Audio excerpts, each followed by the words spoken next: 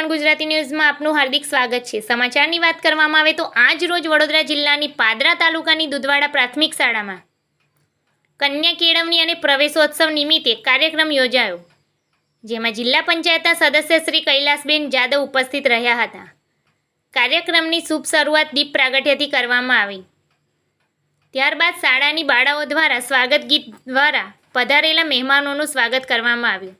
આજના પ્રસંગે આંગણવાડી, બાલવાટિકા તેમજ ધોરણ 1માં પ્રવેશ મેળવેલ બાળકોને પધારેલા મહેમાનશ્રીઓના હસ્તે પ્રવેશ આપવામાં આવ્યો। આજના આ શુભ દિને ઉત્તમભાઈ પટેલ દ્વારા શાળાના તમામ બાળકોને તિથિ ભોજન તેમજ દફતરનું વિતરણ કરવામાં આવ્યું।